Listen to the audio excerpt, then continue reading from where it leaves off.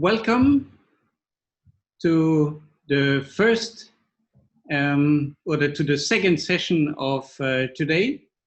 The topic of this online training is economic prosperity of cities and regions, always related to the SDGs, as I was mentioning before.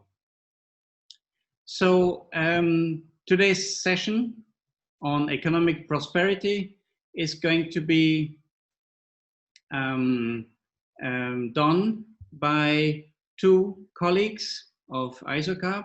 We have Martina Juvara. She is a director of urban silence, urban planner architect in London. And Eric Herbrechts, he's architect, urban planner, urban regional planner in Paris. And myself, of course, I will guide you through the presentation.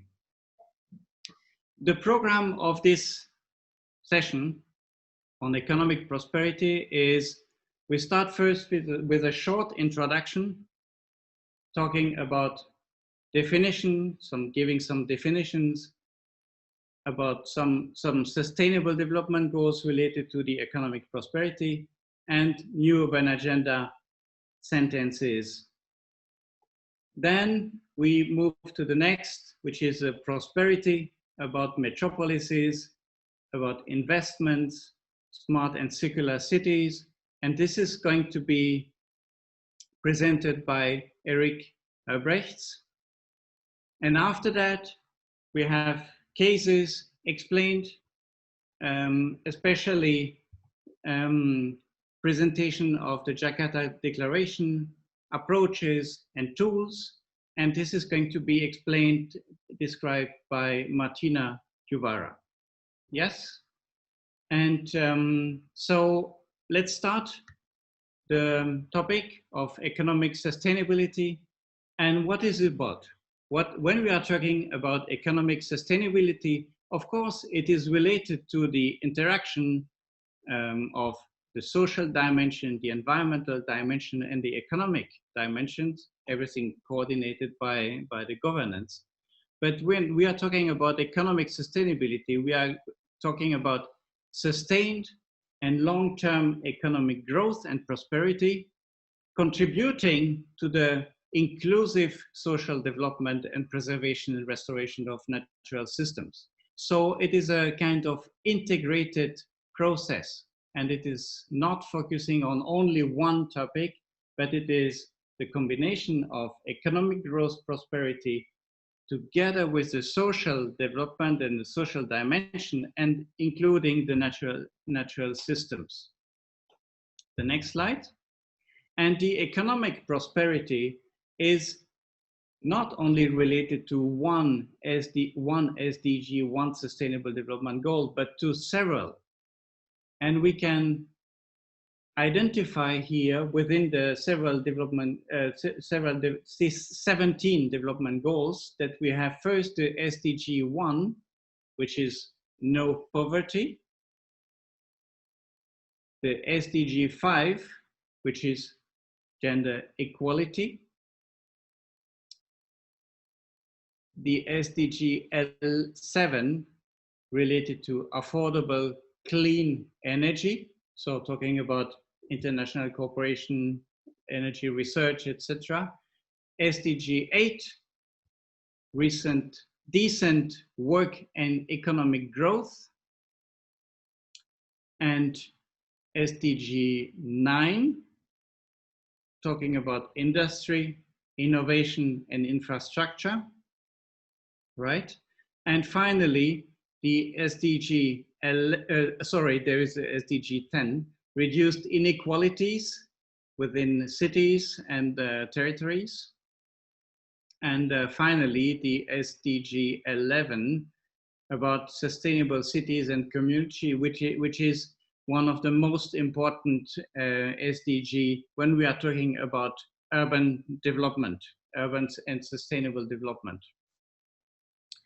Now, as you know, and it was presented by Shipra Narangsuri before, we are not talking only about the SDG, but we are talking also about the new urban agenda. This is this book, right? This book you can download on the website of the UN Habitat. There is a link later on in the training document. We are talking about here 3 different articles of the new urban agenda, and these are very well explained in the declaration, talking about inclusiveness, inclusive and sustainable economic growth, about harnessing local economies, so the support of local economies, and also the contribution of informal economies. But also the next topic is talking about territorial functions across administrative boundaries. So when we are talking about economic prosperity, it is not related only to one single urban area, but there are always connections to the next urban and the next administrative areas, and also consider the territorial functions as a hubs of drivers at all levels. So, and the last sentence we were identifying in the new agenda related to economic prosperity is leveraging the agglomeration benefits of well-planned urbanization, talking about competitiveness and innovation, including innovation in the process of urban development, etc. Now, I would like to ask Eric Albrechts to present his thoughts and inputs related to the economic prosperity. Eric, you have the floor. Thank you. Thank you very much for the opportunity to participate to this training session. So the topic today is on economic prosperity. So I will present different aspects of the economic prosperity of cities. The first point is that the urban prosperity is a larger concept than economic prosperity, because it's not only tackling with the economy, but it's covering different topics like urban governance, which is very important to organize the economic development, environment sustainability, equality, social inclusion, economic prosperity, infrastructure development, and quality of life. So you see, when we speak about prosperity, we're not speaking only on economic aspects. It's larger than that, because it is, all of them are interconnected. This is the definition used by UN Habitat in the City Prosperity Index. So we know that metropolises are competing together. So there is different position they can take in the worldwide regarding their existing local resources and their position and their capacity to compete with others. So here it's an image which is the result of the works done by Greg Clark in Brittany, in Great Britain, regarding different cities in the world, and you make a differentiation of their position. There is some global cities like New York, London, Tokyo, Paris, etc. But there is other cities are more specialized. For example, on different type of industry, others are innovation, others are more, we cannot say global because they are not so strong like London and Hong Kong, but they are covering a lot of domains like Jakarta, like Moscow, and others. So there is not only one way to develop cities for the economic development. There is different trajectory for that. Their position is also related to the national policies. Cities are not working alone, and the benefit of large infrastructure that are provided by the state government, like highways, airport, harbors, etc. And so when the national policies are defining development or special development strategies or policies, they are making conditions that are more profitable for the different cities. Here you have example in Malaysia, in Saudi Arabia, in also in China or in Ethiopia. All of them are working on this main corridors that give new possibilities to make this this emergence of the economy of cities. But there is other concept. There is not only corridors. You can find also some solidarity by clusters of cities in different areas. It is the case in Ethiopia when we developed this this concept, and to make new possibilities to develop urban and intermediate cities and large cities together in the same system of economy. So one of the tools that are using cities to compete with the others is the city marketing. City marketing is very important for cities to take position in this competition and to show how they have a strong assets to attract investors and to attract talents. Investment is very important for jobs, but and talents is very important to increase the level of productivity in cities.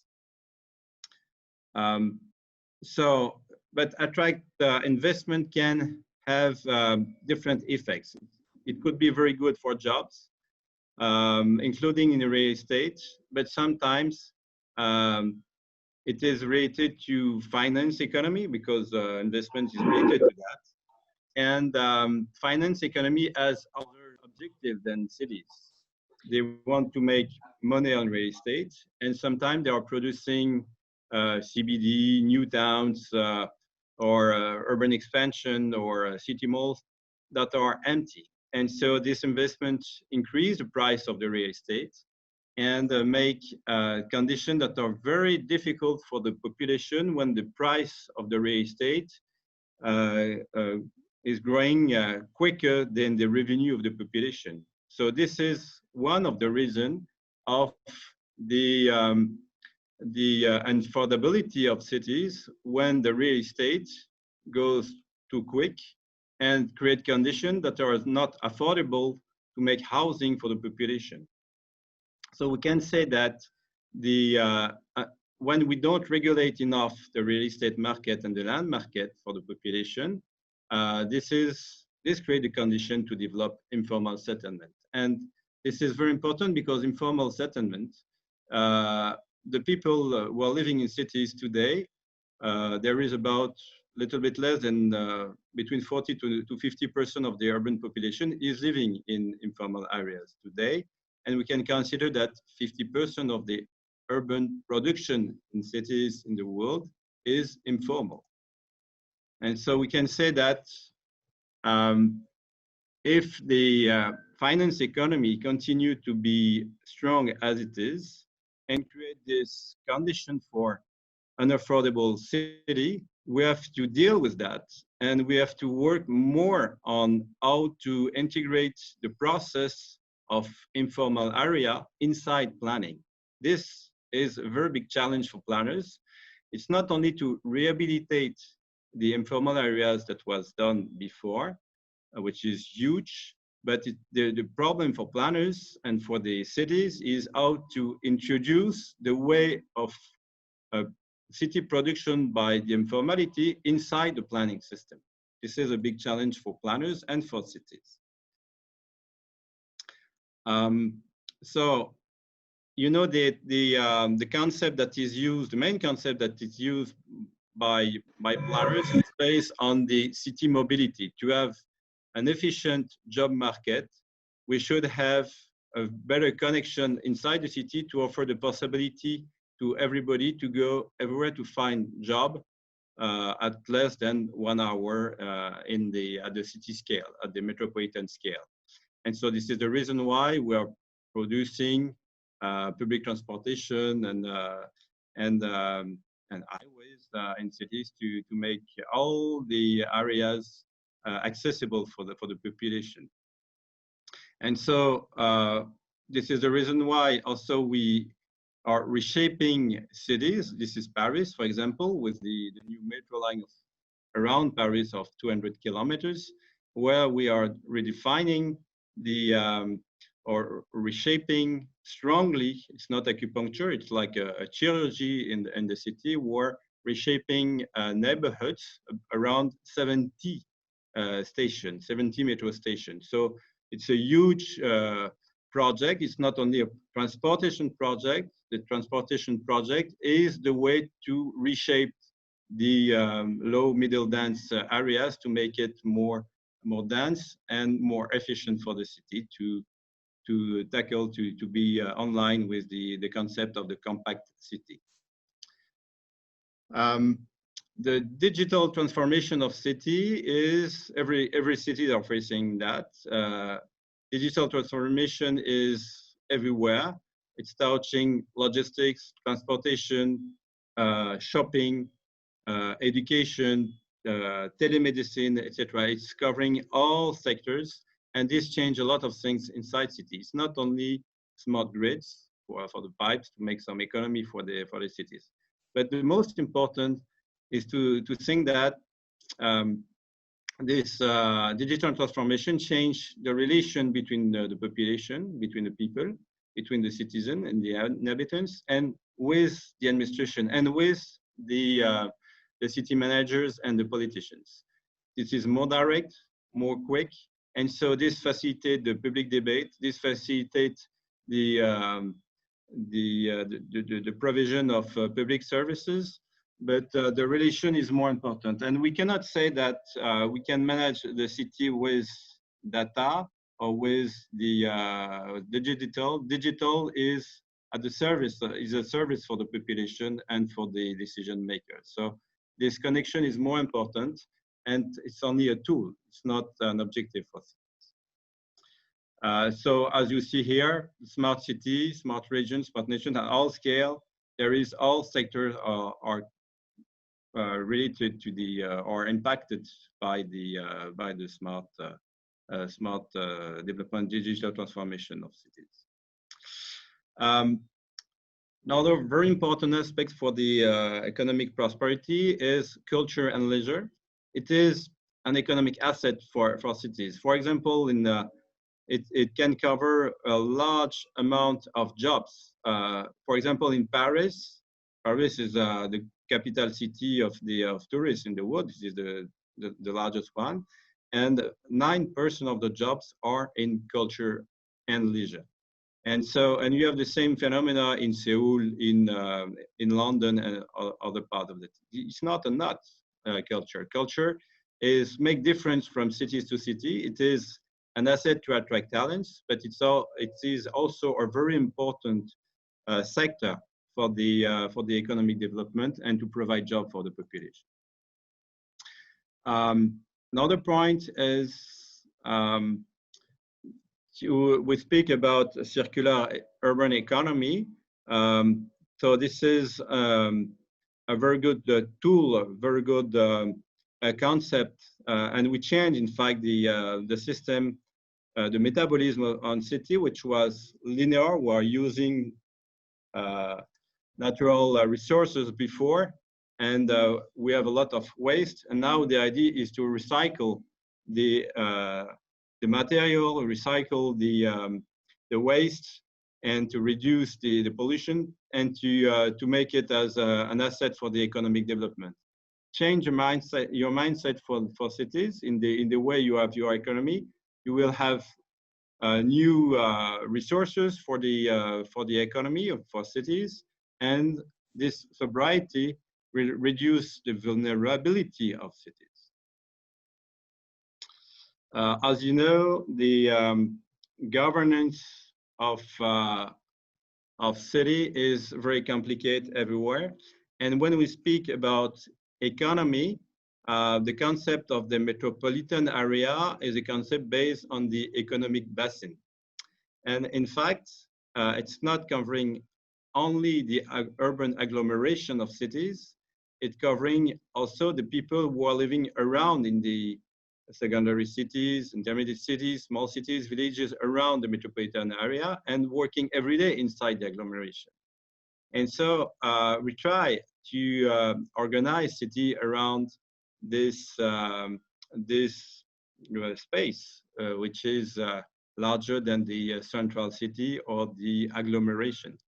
But in fact, it is very complicated to do that because you should find the capacity to negotiate politically with the other municipalities that are around, and there is some very difficulty on this map. You see the limitation of what we can say the metropolitan government, and you see that it never covering all the metropolitan area, just to show that it is very difficult to do that.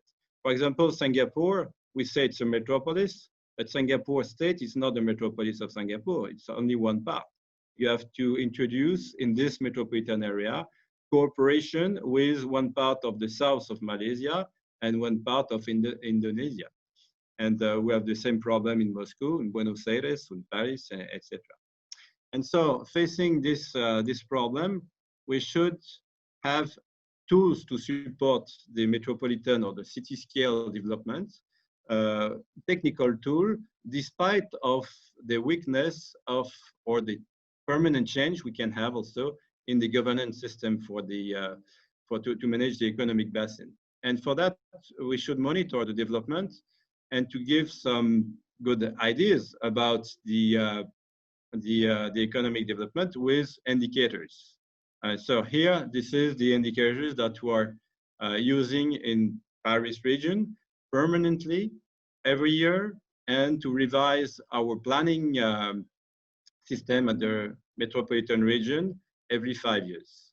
So it's covering environment, economic development, open space, transportation, natural resources, housing, risk, etc., logistic, etc. So we are focusing on that, and this is very important.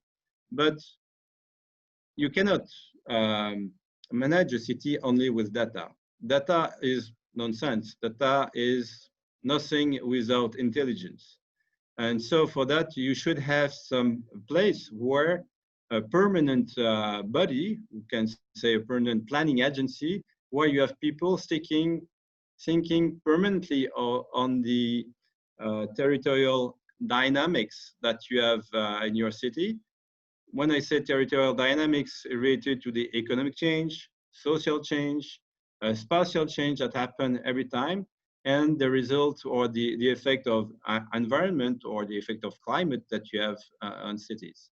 If you have not this kind of body, you can have people, administration who are providing building permit, other one who are very operational, providing transportation and pipes and energy. That is very important, but it's not enough, because if you want to deal with the needs of the population and to have a vision for the future, you should have permanent thinking body, so a place where you are preparing all the new policies and to adapt your policy, because the world is changing permanently. So planning agencies are very important, despite of this very difficult aspect of the governance of cities. You can have a planning agency which is providing these elements for policies for the different actors, despite of the weak governance system that we have in large cities. And it is very important for cities to reinvent permanently your city. Reinvent your city is not only to provide ideas, to change also your methodology. For example, the old master planning system that is very important to keep, but you can make it differently. Of course, you can change your city also by not only by planning and regulation, but also by introducing other ideas to work with the population and to reshape the city in itself, taking the opportunity of open area, that unused area inside the city, and work with the population. And this is better to renew the city on itself than to extend the city on the green field or and the agriculture area. And so this is what we are trying to do in Paris or in Shanghai or in different cities with tactical urbanism, which is completely different than master planning and creates very efficient results. To mobilize all the actors inside the city, which is important for the prosperity and for the economy, because the economy is not only in the end of the administration, it is mainly, it is at the 90% in the end of the private sector, to mobilize them and to mobilize the population, formal and informal actors. You can play your role by creating this dialogue at the metropolitan scale to define the vision, to define the tools, to define the methods, and to define the planning by using tools that are used at the other scale, which is design thinking. And we practice design thinking at the metropolitan scale. So it's possible to make visioning and to design solution for today in a vision of tomorrow with a co-elaboration of at the scale of a metropolitan area. So just to finish, if you want, you know that cities change the world because they are leading the world. We know that we are in a century of metropolis. More than half of the urban population in the world lives in large cities today. If you change your cities, you would change the world. So it is your challenge as city managers is to change the world through the cities. Thank you very much.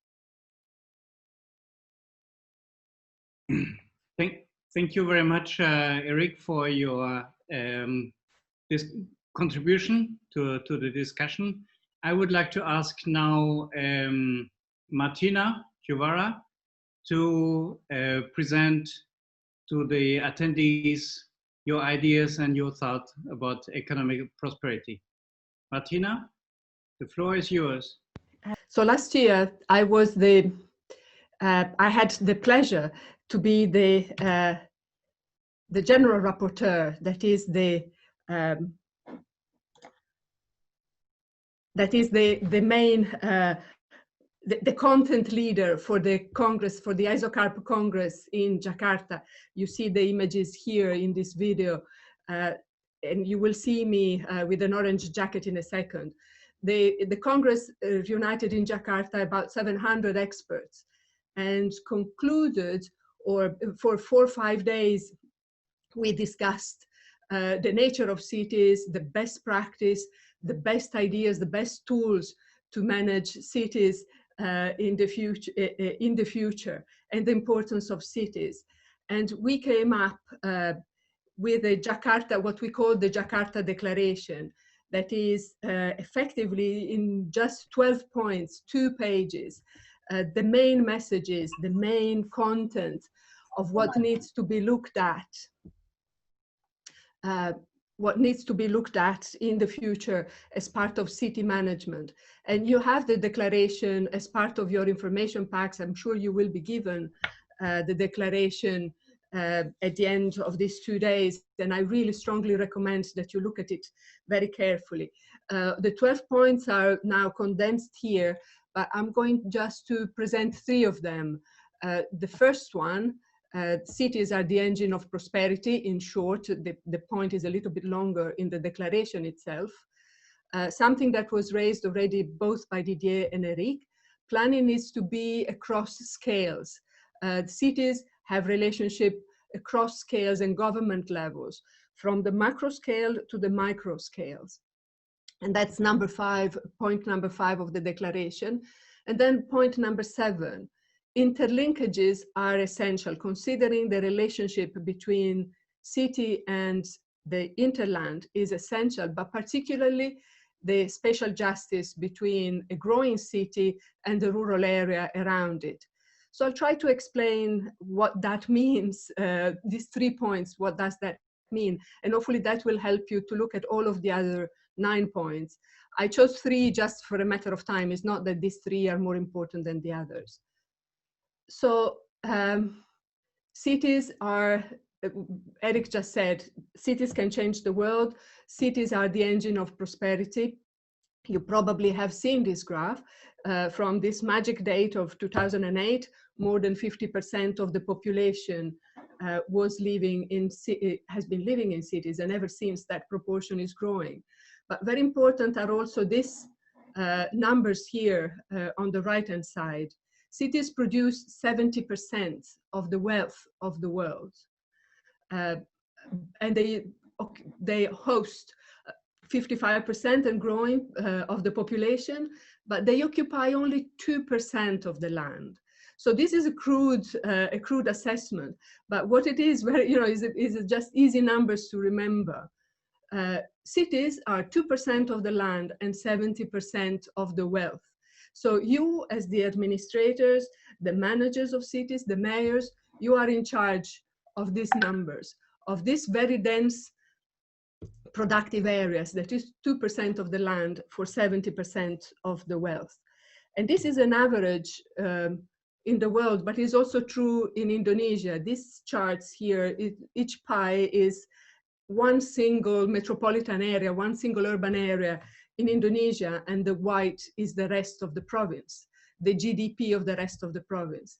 And so you can see that the proportion are about the same here as well. In some cases, the province, the white part of the pie, contains another city as well. But you see how important cities are in the production, in the GDP, in the wealth of Indonesia. Without Indonesian cities, Indonesia will not be as prosperous as it can possibly be. And another important chart is this one, is not academically correct. I'm sure that people will question, but it is trying to compare the GDP of cities, and here is the selection of Indonesian cities, with the revenues, the yearly revenues of some of the global companies.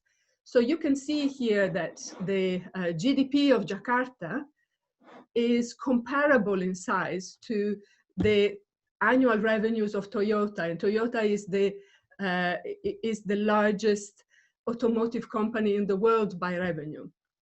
And also that Surabaya is catching up with Google, with the scale of Google.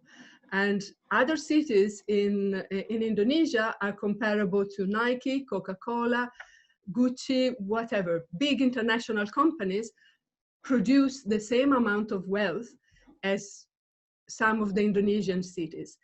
This is just an ideological concept. It's just to make you understand that you, as the mayors, you as the city administrators, you as the managers of the city, you are like the CEOs and board of directors of companies. You have the same wealth that you have to manage in your hands. So in the same way that Toyota produces a business plan, a marketing plan, a facilities management plan, so in the same way, cities have to manage themselves with the same complexity and the same energy. But that is not only that. The skills required by mayors and city leaders are very much comparable to the CEOs. A mayor needs to be, and the key administrator need to be forward-looking. They have to have strong leadership. They have to be able to transform and innovate. But unlike CEOs of companies, they have much, much bigger responsibilities. Instead of having responsibilities for production and shareholders and employees, you also have a variety of population. You also have very complex infrastructure, sometimes not very efficient. You also have responsibility with to the planet as a whole. So much, much bigger responsibilities than that a CEO will ever have. So I don't know whether you ever thought, you ever made this comparison. The wealth of cities is comparable to the wealth produced by companies, and you have to manage a city with the same effort, energy, and skills. So I would like to ask you the question, how do you feel your role is? How do you behave? How is the administration behave? I'm very, very pleased to see that some people say that they behave, they have the feeling that the city is managed like a big company, a big efficient company every single day. And for those who say sometimes or never, just think about it. What you need to take home from this session, from these 2 days with ISOCARP and these training sessions, this couple of days is how can you make things better? How can you make the sometimes into frequently, the never into sometimes? Maybe we want to move to the next question.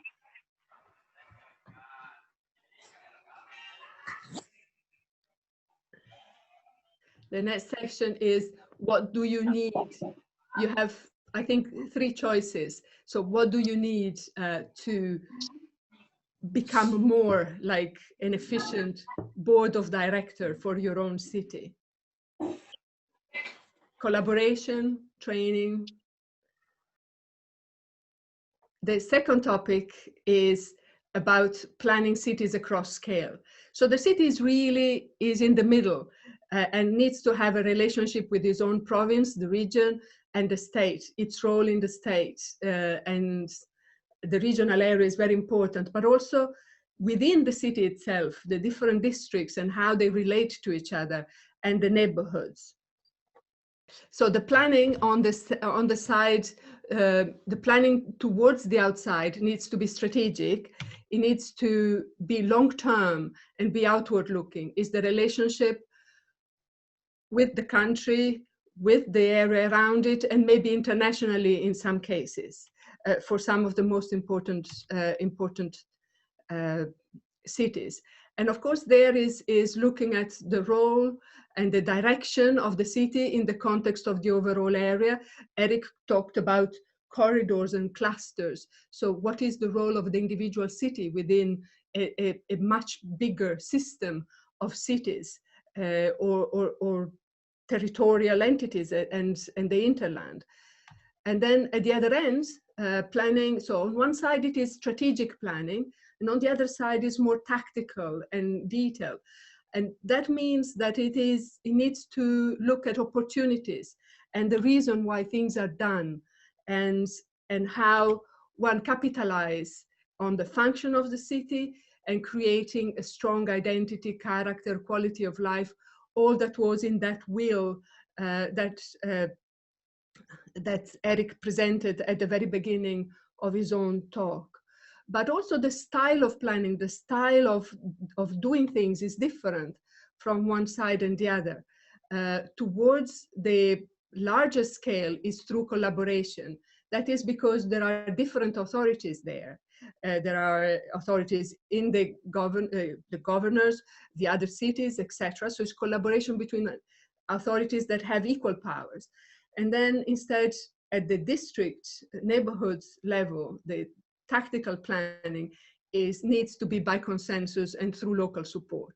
There is no way that a good neighborhood can be planned without having the local support of the people that live there or that will live there in future. So just to bring it real, just a quick example from a very different place, that is Oman, that is where I'm working at the moment. Oman has a number of secondary cities and one medium-scale capital city. And there, planning went across different scales and different strategies. So the role of cities could not be defined without understanding better how the regions related to each other. And so after an analysis of all of the regions and the strengths and weaknesses of each region, that was brought to the national scale. That sparked national debates across authorities and created a national vision, which then was tested again at the regional scale. Could the regions deliver that vision? And then was brought down to the city scale. Could the cities develop to fulfill that region, and did they want to? Did people in those cities, were they ready to fulfill that national vision? And so that gradually went back and forth until a strategy that matched a national agenda to the regional agenda to the city agenda was all agreed. And then with that started the identification of investment zones, and in specific areas, regeneration, economic zones, development drivers at the local level, which also, of course, fed into the national strategy for investment. And then within that, how to have local distinctiveness, how to make cities all different from each other and all attractive for what they are. So the system of planning is across scales and across different stakeholders and different styles of collaboration and dialogue. And now I want to raise one issue, and I see many of you, I don't know how you feel about this, but it's something I feel very, very strongly. In many places where I work, there is this idea that celebrity architecture, signature architecture is the solution to all problems, is a sign that cities are successful. If one has a twisted skyscraper, that is a sign that the city is going in the right direction. And that is not true. This type of developments are not necessarily wrong, but they are not the magic remedy. They should not be confused with good planning and to city success. First of all, they need to make sense at the large scale. They need to make strategic sense. There is no need in a medium scale city that to have a skyscraper hotel when people actually want to go to the beach and want to enjoy the streets, for example. Or there is no sense to have big buildings of offices when there is no demand. But also, very particularly, big developments like this need to be able to make a local contribution. They need to make local contribution to the character, the quality of life locally. They have to bring something more than just the building itself. And particularly this concept of land value capture, that is, they are big investment, they generate a lot of wealth, and some of that wealth needs to be used for the tactical improvement of the rest of the city. And here I'm inviting another speaker to help me with a short video by Martin Smolka that you can also have later on. Just take note of the video here and maybe listen to the video again in your own time. It's a very important message, what it gives. It is how to use investment tactically, how to use development tactically to generate funding, not only for the development itself, but for the improvement of the city as a whole. Another part of this macro to micro and using tactical planning, and that has to do with the informal areas. This was raised by Didier earlier on, dealing and using informal areas tactically is one of the main points of the new urban agenda, and also is necessary because you have Indonesian cities have substantial areas of informal development. And here, just going back to the parallel between companies and cities, in the same way that Nike doesn't just produce elite shoes for the athletes and for running, it also produces socks, and it's trying to do socks better than the normal socks, but there are still socks that are like $1 a set. So very cheap things. So in the same way, a city cannot only be flagship development, cannot only be beautiful neighborhoods. Every city is made of flagship areas and very normal ones. And the important thing and the difficult part is not so much to make the exceptional, where a lot of attention and investment goes, but also is how to make the simplest parts of development a little bit special, just like Nike puts elastic parts in tactical areas to make just a simple sock a little better sock. So that is something that needs to take our attention. But also there is a social message in here. And here I go back to the Congress last year, where Agnès de Boulay said something really important. City governance should focus on dignity, should have dignity as a common agenda. And therefore, the first partner of planning bodies should be the communities, including the most underprivileged. So city governance, city planning should be focusing on dignity of people, common agenda, and involving and giving agency to the communities and the underprivileged. But also for informal areas, I would like to bring three aspects of value that we planners, without being sentimental, see as good element in urban, good contribution to the urban agenda. One of them is a development value. The informal areas can be built at speed, they are agile and flexible, they have organic qualities, and they are also affordable. So there is a value in there. There is also an economic value of the people that is brought by the people that live there. People that live in informal areas are generally entrepreneurial, flexible, and what we in London and in New York, we call the gig economy. People that are happy to work where it's needed, and they are essential to the functioning of a flexible and dynamic economy. But also they have social values. People move close to their families, informal areas have strong support ecosystems, and also they bring people to live in central locations. So all of these values should be recognized and used for the planning and using tactical planning to facilitate or to bring informal areas into formal development, but also for the improvement of the informal areas themselves. So now here we have two just quick poll questions again for you. Okay, so here is just a quick understanding of the proportion of informal areas. So for many, about 50% of the people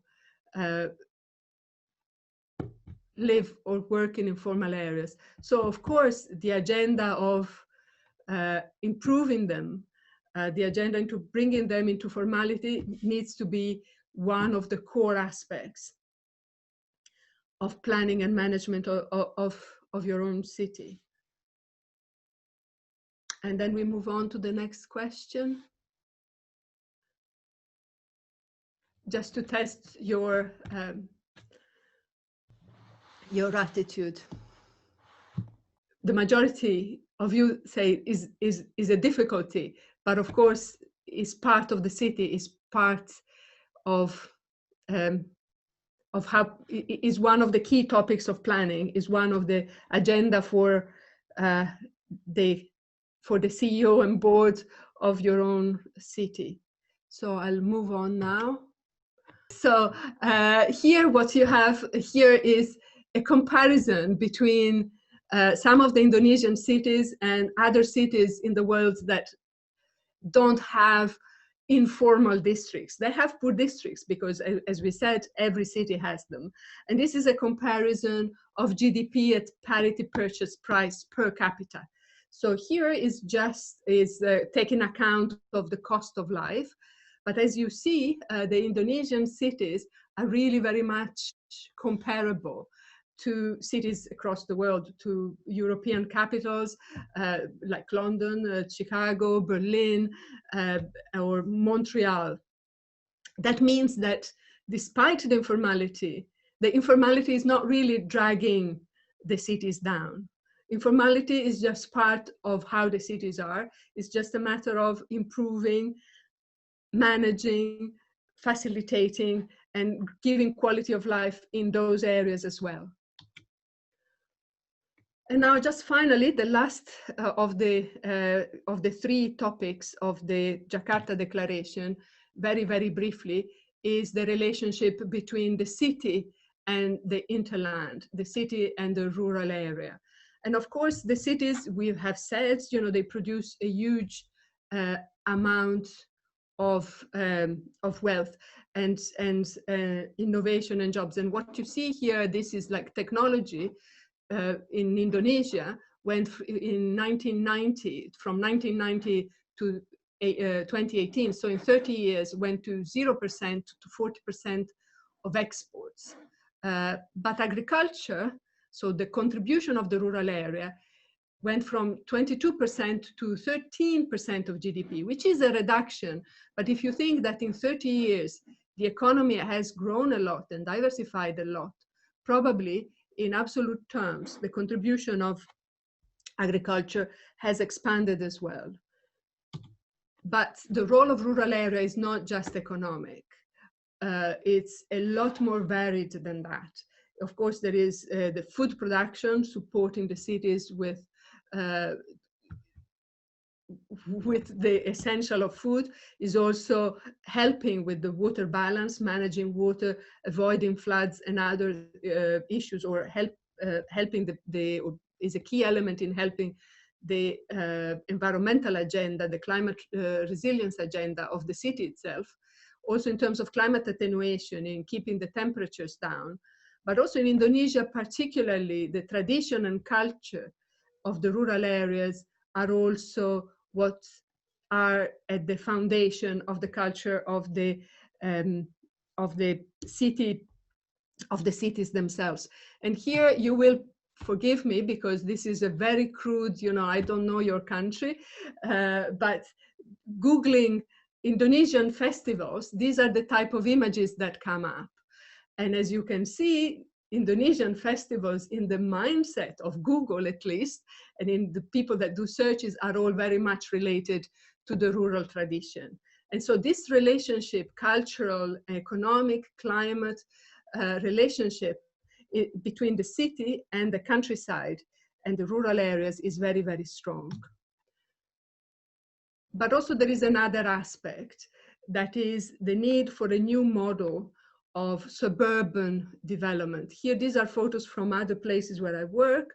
And what you see here in this photo was an attempt by a city to create formal development to host the people that were in overcrowded situation inside the city itself. This development is at the outskirts, was built according to standard, formal housing. Nobody wanted to live there. Why? For several reasons. First, because this area doesn't have any character. Second, because it would have meant leaving their families, their neighborhoods, their social network. And third, very important, is because the cost of going to work from this location to the center of the city was unaffordable. So even if the house was a low-cost house, the cost of living there was not worth having. And then finally, what in the city center is the shops, the streets, the social places that come with city life. In those fringe developments, often the center, the social spaces look like this. Just a junction, no character, no vocation, no potential for social interaction, bleak places. So this is the danger of just saying, we just do a formal development and that's enough, that's automatically better. It's more complicated and complex than that. And then one just last final thought, that is, in the 60s or 70s, city planning was very much about taking land, subdividing, running pipes, doing infrastructure. We know now that cities are about people.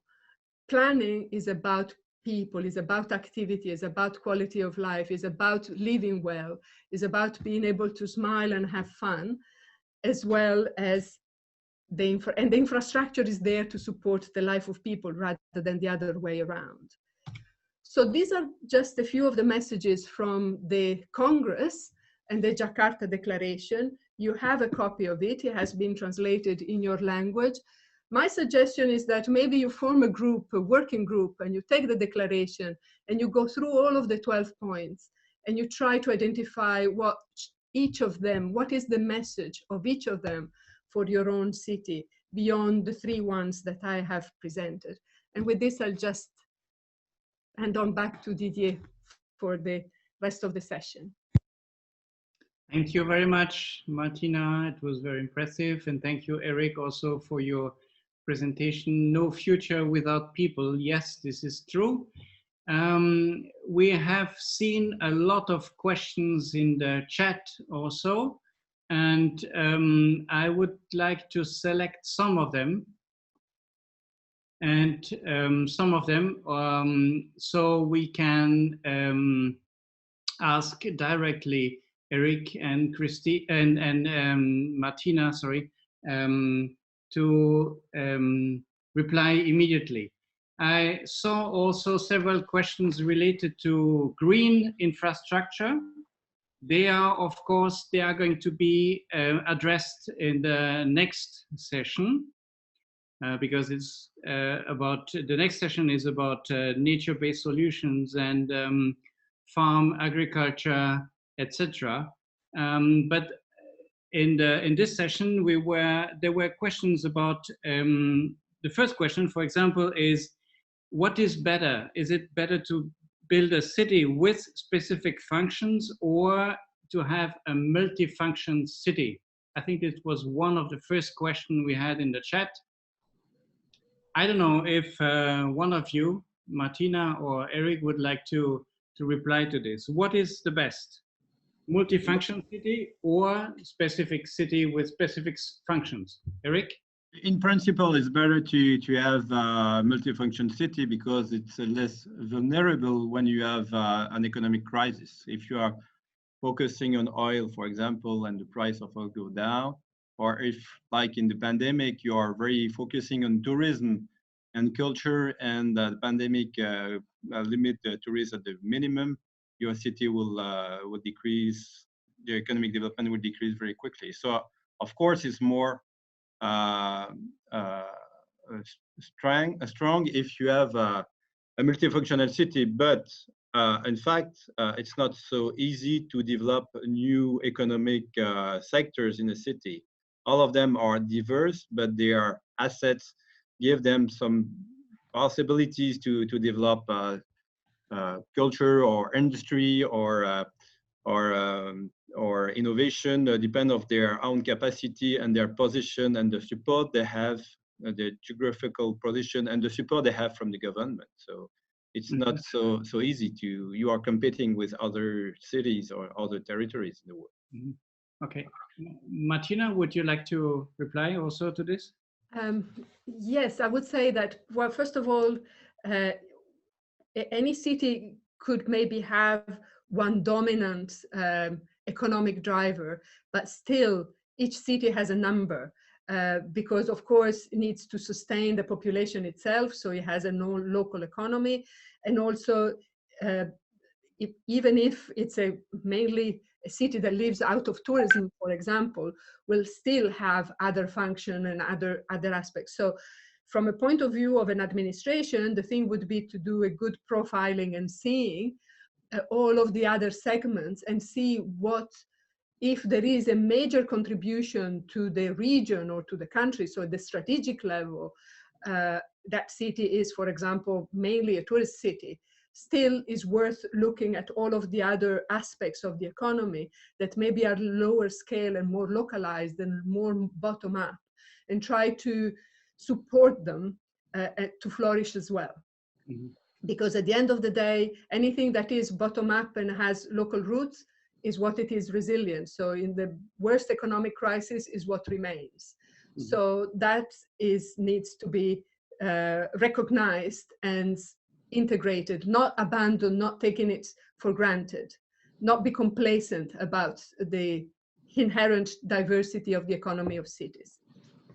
Thank you so much. I see that Mr. Shamsul Alam would like to speak. If you want to speak, please put your audio in, yes, on, and a short question, please. Thank you. Hello. Can you hear me? Yes, please. Oh, thank you very much for giving me the floor. I am Shamsul Alam from Faridpur, Bangladesh.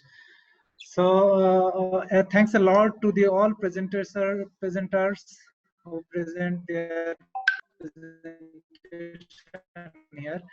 So you know very well, the Bangladesh is a very developing country, and now we are suffering from COVID-19 cases as well as flood. So Faridpur city is situated by the side of the river Padma and Jamuna, and connecting flows is going to the Bay of Bengal, and the city is just by the side of this river. So we are suffering from as well as the river flood, and the last 3 or 4 months we are affected with COVID. So urban planning is very important to tackle such types of problem here in this country. Even for COVID, a planned urban city can fight greater, more and more than the unplanned city, even in the case of pandemic situation. But my question is, when the economic growth is going up, the people is coming from the village to the city, is there any balance in between the rural and urban migration? How it can be balanced? Otherwise, the people will gather here, and they will automatically get all the money, all the economic values, all the social values, all these cultural values, all education facilities, all facilities will be provided here. So the problem will be raised, the problem will be increased, and after increasing the problem, how it can be solved? Okay, so that is my question. Thank you very much. So this is a question also for Martina and Eric. Would you like to reply? So this is the question of migration and also the question of, yes. So migration, cities are increasing by natural growth and by migration, and coming from rural areas or coming from other parts of the cities. So this is a fact, and all cities are to face this problem. Some are shrinking cities, like in Japan, in Russia, but in most part of the world, we are increasing growth of cities. So you should invest in infrastructure, in facilities to face that the fact that you have migration and natural growth. And in Indonesia, you have a very huge population growth, and so we can say that, and it is the case in China. It was a real success to have a lot of migration to cities, but the government put a lot of money in urban infrastructure. They put about 5 to 6% of the GDP each year to develop their cities. And it is not so far in Indonesia. This is the big difference for the success of cities. To face the increase of population is the investment in urban infrastructure. It is not the case in India. In India, it's about a little bit more than 1%. It's not 5, it's 1%. And this is the reason why the Indian cities has a lot of problems. And so invest in urban infrastructure. For that, you need planning. You need planning, and you need integrated planning to face the need for to create jobs, and build real estate and infrastructure is not enough. You need this to create jobs and to create the condition to make the prosperity of cities, which is not only on the quality of the urban infrastructure, but it is also the quality of life and the possibilities for the cities to provide jobs for the population. Mm-hmm. Thank you, Eric. Martina, would you like to answer also this question? Just add just a couple of things. I think, yes, don't imagine that you can stop the rural migration, the migration from rural areas. it's happening all over the world, and it has been happening now for 100 or more years. So you saw the graph, the population of the graph of the urbanization, you know, how vertical that curve was. So you cannot imagine that you can stop in your own city a global trend. Go back, and this is just a tip, go back and listen again to that video of Martin Smolkamp that was in my clip in my presentation. Listen to it all and consider exactly what Eric was saying. Consider that this is an investment, an investment you are making in the future growth of your city, of the city. You cannot stop it, you have to manage it, but also consider it an investment. And the land value capture concept, it shows you the value before and after of a grown, well-managed city, and therefore is worth doing. Thank you, Martina. I think this is also a reply to several questions in the chat, where the question of land management is coming regularly. So how to manage my land, how to manage the city development, how can I control the city development? And this is related to the interview of Martin Slomka. Yes, so check it and listen to it. And I have another request for a question. It is from Pascaline. Maybe Pascaline, would you like to ask your question and maybe activate your video? Yes. So I would like to relay the question of Bandar Lampung, which I found really relevant, which is within the limitation of space and resources, is it wise to expand the city and to share the resources, and how do you solve the resource problem with the hinterland? I think it really reflects interesting questions from your presentation. So this is also tackles urban sprawl. And so yes, thank you, Pascaline. So this is again the question of land capture, land management, and how to manage these responsibilities and territorial development. I don't know, Martina or Eric? Yeah, I will go first this time. I think, again, if you, I just want to keep things simple. Of course, you know, if managing cities was simple, it would be done beautifully and perfectly all over the world. There would not be UN Habitat, we will not be here. So obviously it's a complicated matter and it's not easy to do. But I think it's a good simplification, this analogy that I was trying to make with this, of cities and business companies, in the same way as Toyota controls the quality of their products and they try to protect, you know, they don't allow all sorts of companies to build fake Toyota cars. In the same way, a city needs to focus on enforcement just as well as planning. A lot of the effort of the work that we have been doing in Oman has been to try and understand where is good to develop and where it shouldn't be developed under any circumstances, and trying to make it so clear that everybody knows and that it can be enforced. And also is communicated widely across all agencies so that everybody knows that certain types of or certain locations need to be protected, and that could be biodiversity area, could be food production areas, essential agricultural areas, and so on. And those need to be ring-fenced and protected. So, and within the two is where the flexibility is for the unknown, for the movements that you cannot control. But try to focus on the two and try to have consensus across. That's, I think, is the most important thing. Thank you. With limited resources, when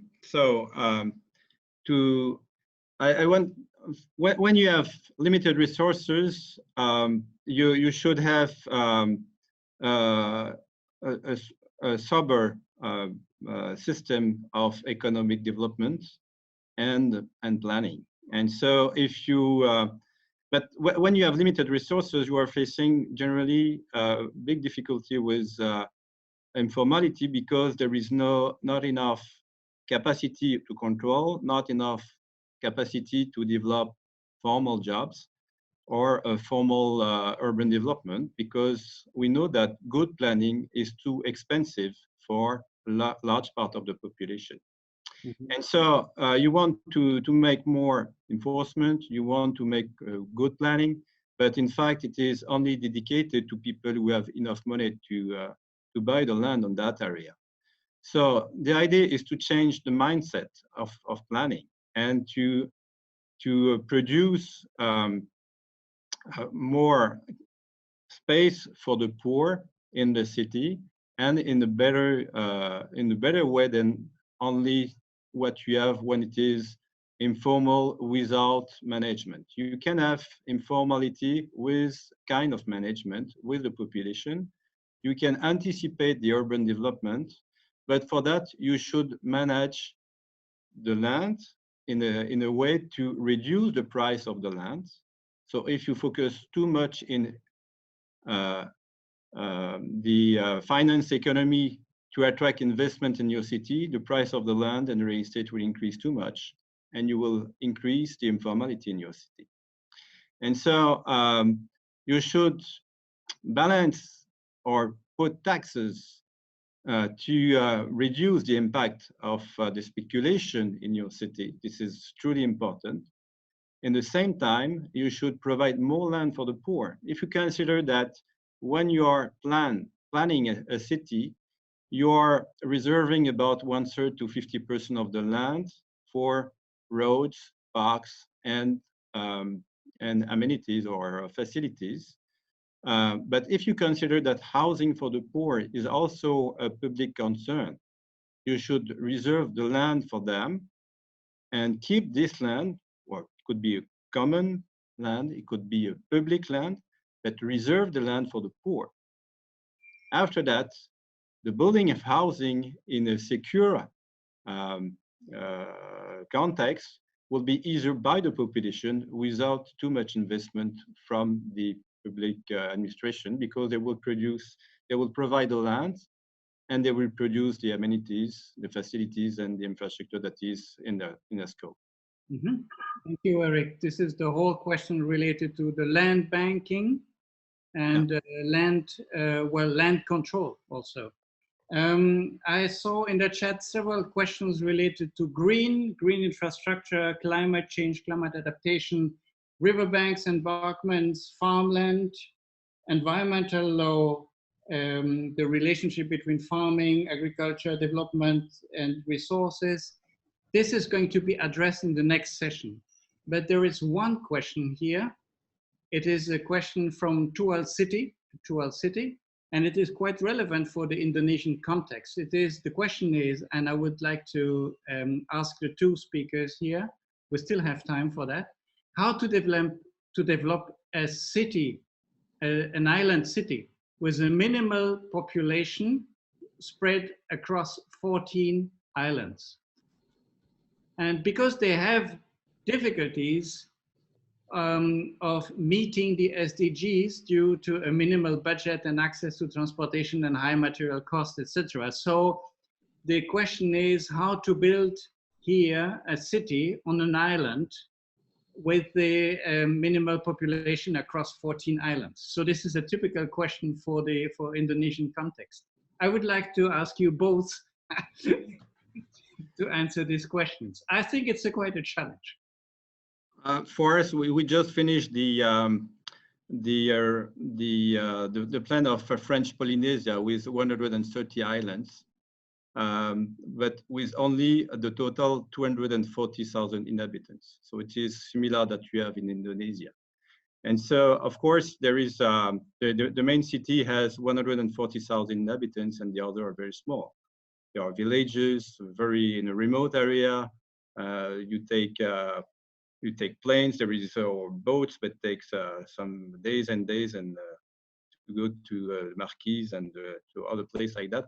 So the connection are not easy. The space is covering the same area than Europe for this population. And so the first question is the local resources. The second question is the connection, the communication.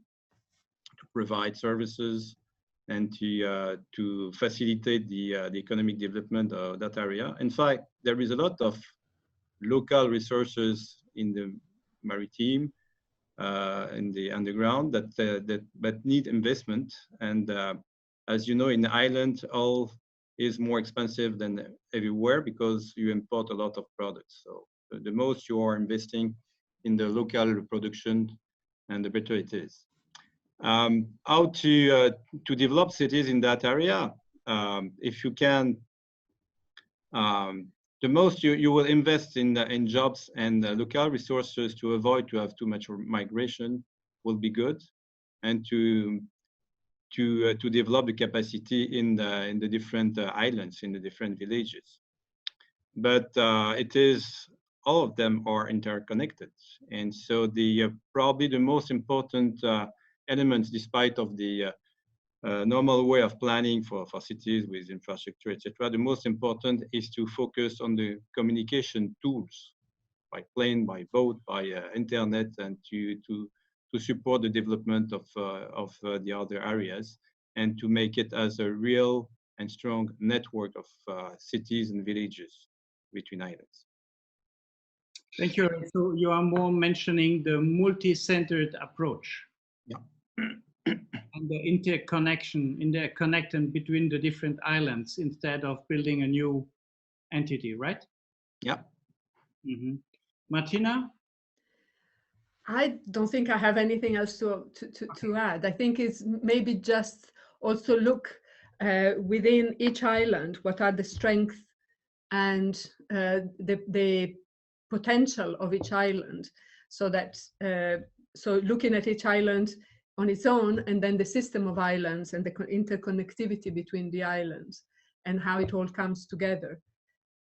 Mm-hmm. I think this, okay, thank you so much. So I think that we hope that we could answer your question from Tual City. And we are now moving to the last